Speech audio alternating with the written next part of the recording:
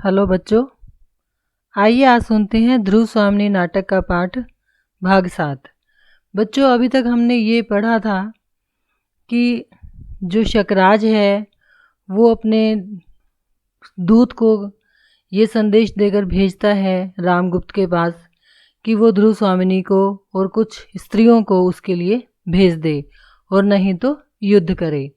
और फिर किंगिल ये समाचार लेकर आया था कि जो रामगुप्त है उसने उनकी शर्तों को मान लिया है और इसलिए वहाँ पर जो शकराज का दुर्ग है, जो शकराज का दरबार था, वहाँ पर खुशियाँ मनाई जा रही थी। तो वहाँ पर क्या था कि जो सामंत हैं वो खुशियाँ मना रहे थे और राजा से ये कह रहे थे कि भाई जो ये सूखा सा उत्सव है इससे काम नहीं चलेगा और जो है ना आप हमें मदिरा पिलाइए। और एक सामंत जो है ना दूसरे सामंत को एक दूसरे को मतलब बातचीत कर रहे हैं आपस में और ये बधाई दे रहे हैं कि बिना मेहनत के जो विजय हासिल हुई है उसका चुपचाप उत्सव मना लो। अगर मरना पड़ जाता या झगड़ा हो जाता, लड़ाई हो जाती तो तुम्हारा क्या होता। तो फिर जो एक सामंत, जैसे मैं पुस्तक में से देख रही हूँ थोड़ा सा, कि तीसरा सामंत कहता है, क्यों बकबक करते हो, चुपचाप इस बिना परिश्रम की विजय का आनंद लो, लड़ना पड़ता तो सारी हेकड़ी भूल जाते। दूसरा सामंत, हमसे मतलब जैसे कि उनको एक तरह से ये कह लो कि जैसे अभिमान हो रहा है कि भाई उनसे तो कोई लड़ ही नहीं सकता, जैसे वो बड़े वीर हों, क्योंकि बिना लड़ाई के ही उन्हें विजय हासिल हो गई। तीसरा सामंत कहता है, हाँ जी तुमसे। तो दूसरा सामंत बोलता है, तो फिर आओ तुम ही से निपट लें। यानी कि एक तरह से वो आपस में ही एक दूसरे से झगड़ा करने लगते हैं, ठीक है ना। शकराज खिंगिल को संकेत करता है, वह उन लोगों को बाहर लिवा जाता है तूर्यनाद। और वो सारे के सारे जो सामंत आपस में एक दूसरे के साथ कह लीजिए कि बातचीत में झगड़ा कर रहे थे या अपनी विजय को सेलिब्रेट कर रहे थे, वो सब बाहर चले गए। शकराज बोलता है, रात्रि के आगमन की सूचना हो गई, दुर्ग का द्वार अब शीघ्र ही बंद होगा, अब तो हृदय अधीर हो रहा है खिंगिल। खिंगिल का पुनः प्रवेश। खिंगिल क्या बोलता है, दुर्ग तोरण में शिविकाएं आ गई हैं, यानी कि वो पालकियां जिसमें चंद्रगुप्त और ध्रुव स्वामिनी, यानी चंद्रगुप्त भी जो ध्रुव स्वामिनी का रूप धारण करके आए हैं, तो वो पालकियां जो है वो दुर्ग में प्रवेश कर गई। शकराज गर्व से, तब विलंब क्यों, उन्हें अभी ले आओ। तो फिर वो कहता है, फिर देरी किस बात की है, अभी ले आओ अंदर। खिंगिल सविनय, किंतु रानी की एक प्रार्थना है। शकराज, क्या। खिंगिल, वह पहले केवल श्रीमान से ही सीधा भेंट करना चाहती हैं, उनकी मर्यादा। शकराज ठठाकर हंसते हुए, क्या कहा, मर्यादा। यानी कि जो ध्रुव स्वामिनी है वो ये निवेदन करती है कि वो शकराज से अकेले में मिलेगी, तो मतलब सीधा शकराज से मिलेगी और उसकी मर्यादा मतलब उसकी इज्जत, इतने में वो उसकी बात को काट देता है शकराज, क्योंकि उसको ऐसा लगता है कि भी जो औरत पहले ही दूसरे पुरुष के पास आई है वो मर्यादा की बात कर रही है। भाग्य ने झुकने के लिए जिन्हें विवश कर दिया है उन लोगों के मन में मर्यादा का ध्यान और भी अधिक रहता है, यह उनकी दयनीय दशा है। तो एक तरह से वो व्यंग्य कर रहे हैं कि जिस स्त्री को भाग्य ने मजबूर कर दिया मेरे पास आने के लिए, वो मर्यादा की बात कर रही है। खिंगिल, वह श्रीमान की रानी होने के लिए आ रही हैं। तो खिंगिल जो है वो ध्रुव स्वामिनी के लिए एक सम्मान की भावना रखता है, क्योंकि उसको लगता है कि वो रानी बनने के लिए आ रही है। शकराज हंसकर, अच्छा तुम मध्यस्थ हो ना, तुम्हारी बात मानकर मैं उससे एकांत में ही भेंट करूंगा, जाओ। खिंगिल का प्रस्थान। कोमा, महाराज मुझे क्या आज्ञा है। शकराज चौंक कर, अरे तुम अभी यहीं खड़ी हो, मैं तो भूल ही गया था, हृदय चंचल हो रहा है, मेरे समीप आओ कोमा। कोमा, नई रानी के आगमन की प्रसन्नता से। अब देखो कोमा को अच्छा नहीं लग रहा है कि एक और स्त्री वहाँ पर उसकी पति की पत्नी मतलब दूसरी पत्नी बनने के लिए, रानी बनने के लिए आ रही है। तो कोमा गुस्से में है, तो वो कह रही भी किस बात की खुशी मनाऊं, कि दूसरी रानी के आने की। शकराज संभल कर, नई रानी का आना क्या तुम्हें अच्छा नहीं लगा कोमा। कोमा निर्विकार भाव से। संसार में बहुत सी बातें बिना अच्छी हुए भी अच्छी लगती हैं और बहुत सी अच्छी बातें बुरी मालूम पड़ती हैं, यानी कि कुछ बातें अच्छी हों तो भी बहुत बुरी लगती हैं। और शकराज के लिए ध्रुव स्वामिनी का आना एक अच्छी बात हो सकती है, लेकिन कोमा के लिए नहीं है। शकराज झुंझलाकर, तुम तो आचार्य मिहिर देव की तरह दार्शनिकों की सी बातें कर रही हो। कोमा, वे मेरे पिता तुल्य हैं, उन्हीं की शिक्षा में मैं पली हूँ। हाँ ठीक है, जो बातें राजा को अच्छी लगें वे ही मुझे भी रुचनी ही चाहिए। तो वो मतलब एक तरह से व्यंग्य करती है कि भाई मिहिर देव मेरे पिता के समान है, तो मुझ पर उनका प्रभाव होना एक स्वाभाविक सी बात है। लेकिन वो कहते हैं कि हाँ तुम राजा हो, जो बात राजा को अच्छी लगे वो रानी को तो अच्छी लगनी ही चाहिए। तो वो एक तरह से वो व्यंग्य कर देती है। शकराज अव्यवस्थित होकर, अच्छा तुम इतनी अनुभूतिमयी हो यह मैं आज जान सका। अनुभूतिमयी मतलब इमोशनल, संवेदनाशील, कि तुम इतनी इमोशनल हो, इतनी संवेदनामयी हो, ये तो मुझे आज ही पता चला। कोमा, राजा तुम्हारी स्नेह सूचनाओं की सहज प्रसन्नता और मधुर आलापों ने जिस दिन मन के नीरस और नीरव शून्य में संगीत की, वसंत की और मकरंद की सृष्टि की थी, उसी दिन से मैं अनुभूतिमयी बन गई हूँ। इसका क्या अर्थ है कि देखिए शकराज और कोमा एक ऐसे पति पत्नी हैं, राजा रानी हैं, जो एक दूसरे से बड़ा प्रेम करते हैं।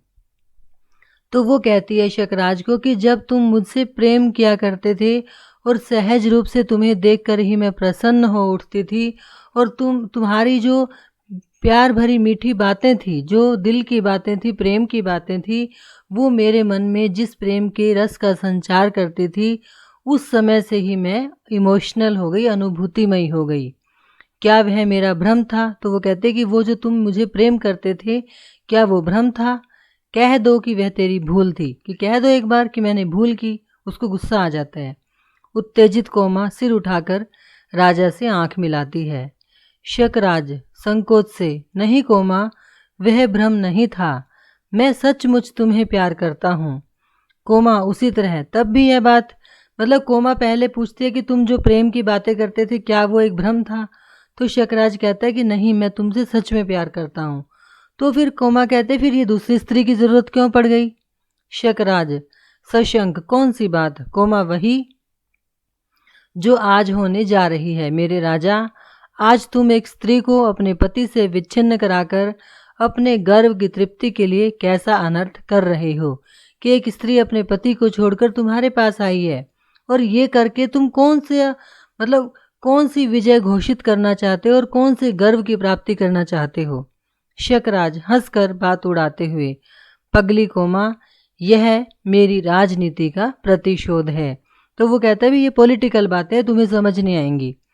कोमा दृढ़ता से, किंतु राजनीति का प्रतिशोध क्या एक नारी को कुचले बिना नहीं हो सकता?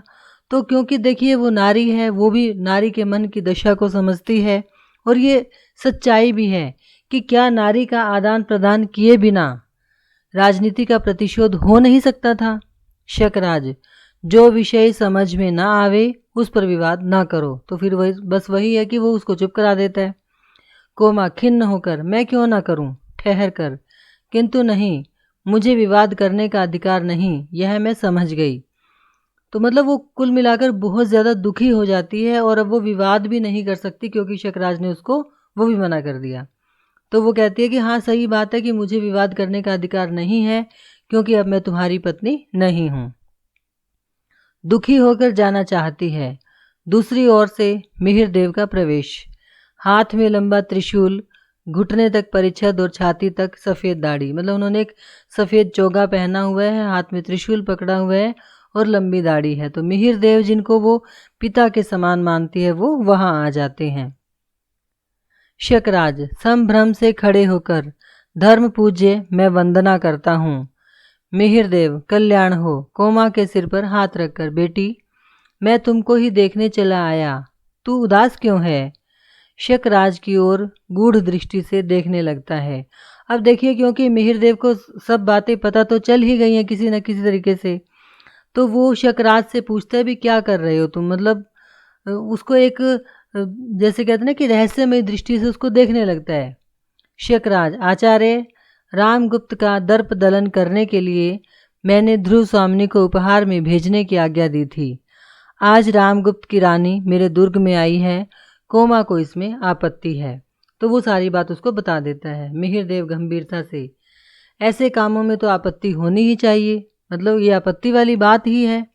राजन, स्त्री का सम्मान नष्ट करके तुम जो भयानक अपराध करोगे उसका फल क्या अच्छा होगा।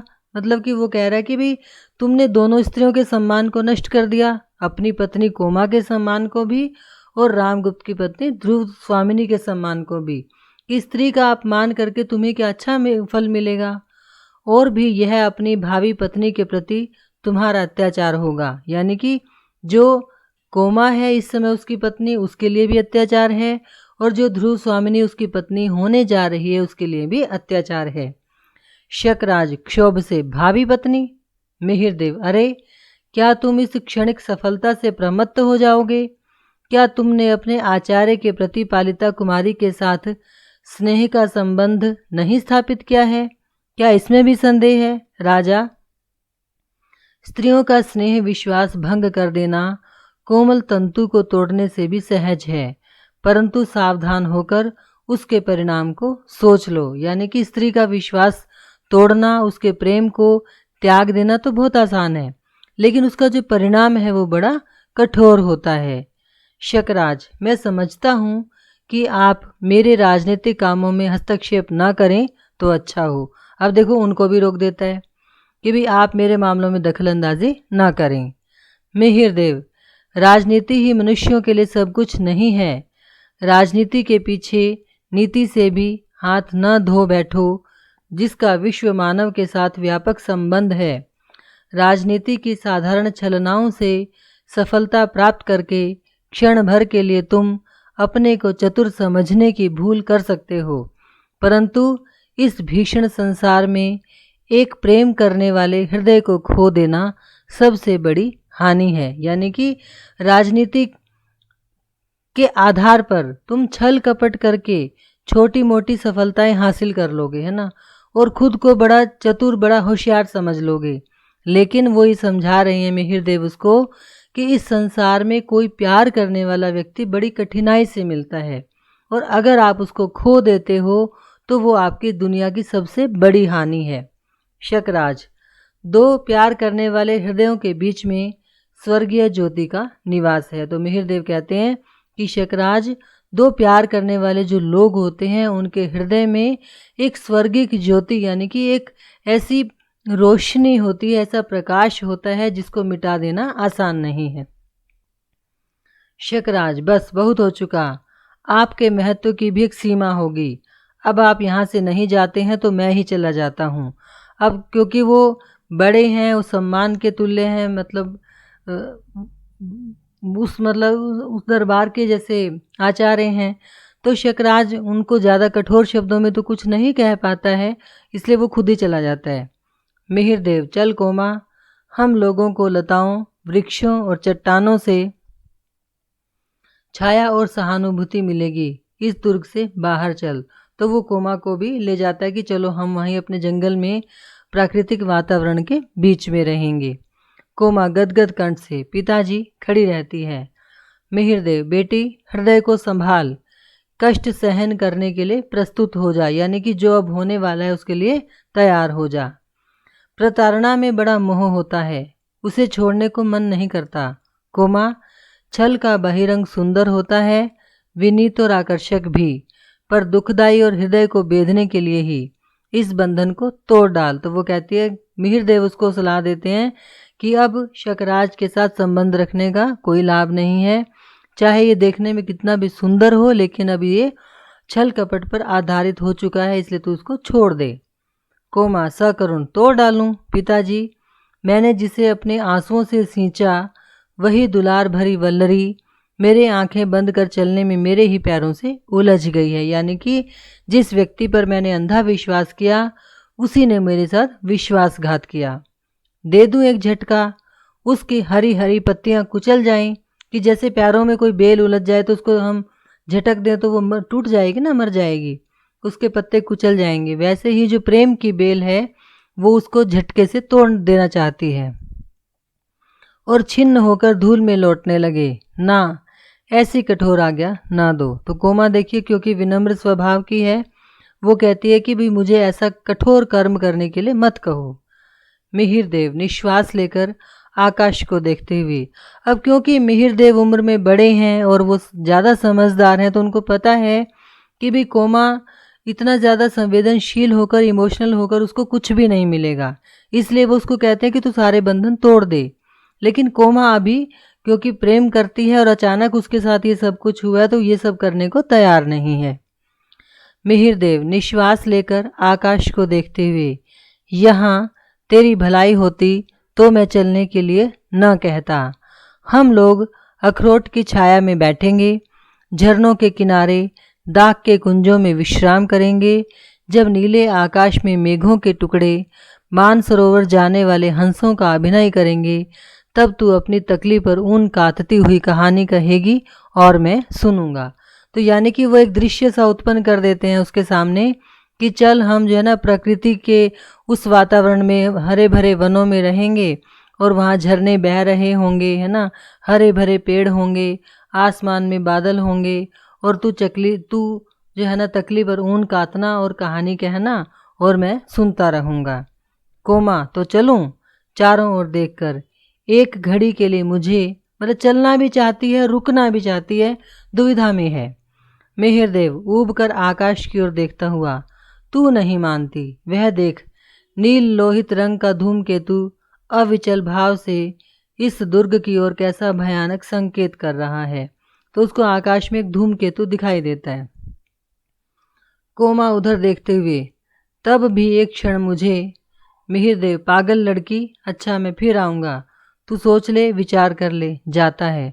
तो मिहिर देव ना मतलब खिन्न से हो जाते हैं, भी मैं समझा रहा हूँ ये समझ नहीं रही है। कोमा अपनी जगह ठीक है कि एकदम से उस प्रेम के संबंध को तोड़ देना उसके लिए इतना आसान नहीं है। तो मिहिर देव चले जाते हैं। कोमा, जाना ही होगा, तब यह मन की उलझन क्यों? फिर वो सोचती है भी अब जाना ही पड़ेगा तो फिर दुविधा क्यों? अमंगल का अभिशाप अपनी क्रूर हंसी से इस दुर्ग को कंपा देगा और सुख के स्वप्न विलीन हो जाएंगे। मेरे यहाँ रहने से उन्हें अपने भावों को छिपाने के लिए बनावटी व्यवहार करना होगा। तो वो उसको ये पता है कि भाई अगर वो दूसरी स्त्री वहाँ पर आएगी तो कुछ भी बहुत अच्छा नहीं होने वाला है, और शकराज भी जो है ना सहज भाव से जीवन को नहीं जी पाएगा, इसलिए वो जाने को अपने मन को तैयार करती है। पग पग पर अपमानित होकर मेरा हृदय उसे सह नहीं सकेगा। यानी कि दूसरी बात ये भी है ना कि अगर उसका पति दूसरी स्त्री के साथ रहेगा तो कदम कदम पर इसको अपमानित होना पड़ेगा, तो वो भी ये नहीं चाहती। तो इसलिए फिर वो क्या डिसीजन लेती है, तो चलूं, यही ठीक है, पिताजी ठहरिए, मैं आती हूँ, और वो जाने का निश्चय कर लेती है। शकराज प्रवेश करके, कोमा कहती है, जाती हूँ राजा। तो शकराज को जब तक समझ आती है तब तक कोमा जाने का निश्चय कर चुकी होती है। शकराज कहाँ? आचार्य के पास। मालूम होता है कि वे बहुत ही दुखी होकर चले गए हैं। कोमा, धूमकेतु को दिखाकर उन्होंने मुझसे कहा है कि तुम्हारे दुर्ग में रहने से अमंगल होगा। तो वो शकराज को भी वो धूमकेतु दिखा देती है। शकराज भयभीत होकर उसे देखता हुआ, ओह, भयामनी पूंछ वाला धूमकेतु, आकाश का उच्छृंखल पर्यटक, नक्षत्र लोक का अभिशाप। कोमा, आचार्य को बुलाओ, वे जो आदेश देंगे वही मैं करूँगा। तो अब शकराज डर जाता है, उसको लगता है कि सच में ही कुछ बुरा होने वाला है, और वो मतलब मिहिर देव से सलाह करना चाहता है कि मैं क्या करूं, लेकिन अब तक बहुत देर हो गई थी, इस अमंगल की शांति होनी चाहिए। कोमा, वे बहुत चिढ़ गए हैं, अब उनको प्रसन्न करना सहज नहीं है। वे मुझे अपने साथ लिवा जाने के लिए मेरी प्रतीक्षा करते होंगे। तो कोमा कहते कि अब मिहिर देव नहीं आएंगे क्योंकि तुमने उनका अपमान किया है। शकराज, कोमा तुम कहाँ जाओगी? कोमा, पिताजी के साथ। शकराज, और मेरा प्यार स्नेह सब भुला दोगी? तो अब उसको अपने प्यार की याद आती है कि भी तुम सब कुछ भुला दोगी। इस अमंगल की शांति करने के लिए आचार्य को न समझाओगी, तो अब वो क्योंकि डर रहा है कि कुछ बुरा होने वाला है, तो वो इस तरह की बातें करने लगता है। कोमा, खिन्न होकर, प्रेम का नाम ना लो, वह एक पीड़ा थी जो छूट गई, उसकी कसक भी धीरे धीरे दूर हो जाएगी। कि प्रेम की जो बात थी वो अब छूट मतलब ख़त्म हो चुकी है, वो एक पीड़ा बन चुका है, और जो कसक है यानी कि जो खिंचावट सी है मन में, वो भी धीरे धीरे खत्म हो जाएगी। राजा, मैं तुम्हें प्यार नहीं करती, मैं तो दर्प से दीप्त तुम्हारी महत्व पुरुष मूर्ति की पुजारिन थी, जिसमें पृथ्वी पर अपने प्यारों से खड़े रहने की दृढ़ता थी। इस स्वार्थ मलिन कलुष से भरी मूर्ति से मेरा परिचय नहीं। यानी कि स्त्री भी उसी पुरुष को प्यार करती है ना जिसमें पुरुषत्व हो, यानी कि जो अपने दम पर जीवन को जीने की सामर्थ्य रखता हो। जो व्यक्ति स्वार्थी है और स्वार्थ के वशीभूत होकर दूसरे की स्त्री को अपनी पत्नी बनाना चाहता है, ऐसे व्यक्ति के साथ जो स्त्री है वो कभी नहीं रहना चाहेगी। इस स्वार्थ मलिन कलुष से भरी मूर्ति से मेरा परिचय नहीं। अपने तेज की अग्नि में जो कुछ भस्म कर सकता हो, उस दृढ़ता का आकाश के नक्षत्र कुछ बना बिगाड़ नहीं सकते। तुम आशंका मात्र से दुर्बल, कंपित और भयभीत हो। तो अब वो कहती है कि ये आकाश के नक्षत्र देखकर तुम डरो मत, जो तुमने करना है वो करो। शकराज धूमकेतु को बार बार देखता हुआ भयानक, कोमा मुझे बचाओ। कोमा, जाती हूँ महाराज, पिताजी मेरी प्रतीक्षा करते होंगे। और इस प्रकार से जो कोमा है वो अंततः शकराज को छोड़कर चली जाती है। तो आगे बच्चों अगले वीडियो में पढ़ेंगे। धन्यवाद।